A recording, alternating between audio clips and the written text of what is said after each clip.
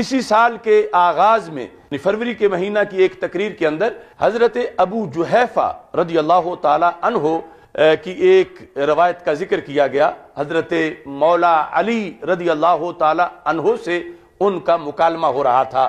افضلیت سیدنا صدیق اکبر رضی اللہ تعالی عنہ کے موضوع پر۔ تو افضلیت صدیق اکبر رضی اللہ تعالی عنہ پر جو دلائل ہیں یا حضرت مولا علی رضی اللہ تعالی عنہ کے جو فرامین ہیں وہ تواتر تک پہنچے ہوئے ہیں، اس میں کسی طرح کی کوئی کمزوری نہیں ہے۔ لیکن اس تقریر کے اندر جو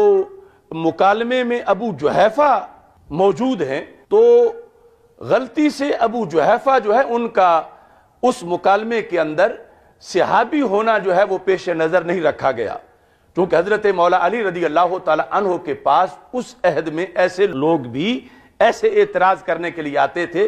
جو بد عقیدہ ہو چکے تھے، اور اس کی کئی مثالیں موجود ہیں۔ تو اس بنیاد پر وہ تذکرہ واحد کے لفظ کے ساتھ یعنی اس کے ساتھ کیا گیا، اور ان کا یعنی صحابی ہونا یہ میرے پیش نظر نہیں تھا۔ بعد میں جب ان کے حالات مزید دیکھے تو وہ چھوٹی عمر کے صحابی ہیں، اور پھر دور حضرت علی رضی اللہ تعالی عنہ میں جب وہ گفتگو کر رہے تھے، امیر المومنین خلیفہ چہارم رضی اللہ تعالی عنہ کے عہد میں بھی وہ زندہ تھے، اور 74 ہجری تک اور بعد میں اس سے آگے تک بھی ان کی زندگی بیان کی ہے۔ تو ہمارے نزدیک صحابی کیا تابعی کیا بعد والا کوئی صحیح العقیدہ عالم دین بھی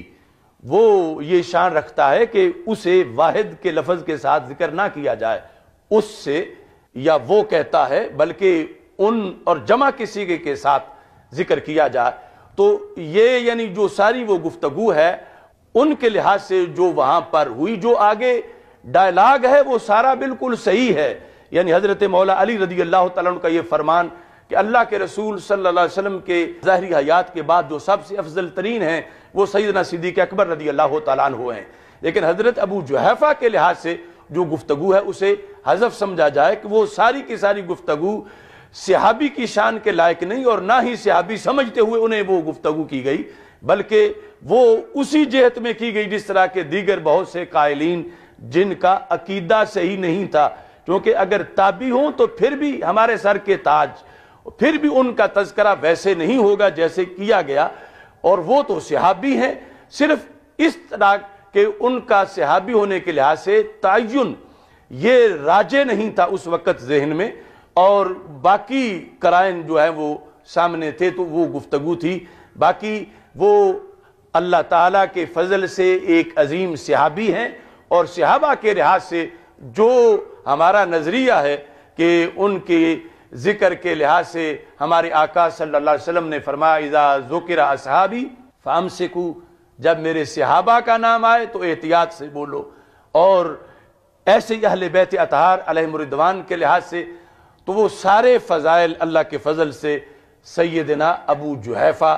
رضی اللہ تعالی عنہ کے لیے بھی ثابت ہیں، اور عدم توجہ کی بنیاد پر جو واحد کے لفظ کے ساتھ ان کا تذکرہ ہوا یا اس کے ساتھ جو منسلک تھوڑی سی گفتگو اس تقریر میں ہے، یعنی اس کو ڈیلیٹ کیا جائے، اور صحابی جان کے جب کوئی ان کی شان کے مطابق لفظ نہیں بولتا تو وہ شرعی طور پر اس پر بڑا مواخذہ ہے، اور ہم سب کو یعنی اہل بیت اطہار علیہم الرضوان اور صحابہ کرام رضی اللہ تعالیٰ عنہم، اور یہاں تک کہ جو بعد کے اولیاء ہیں، امت کے مجتہدین ہیں، ائمہ ہیں، سب کے لحاظ سے ان آداب کو پیش خاطر رکھنا ہوگا۔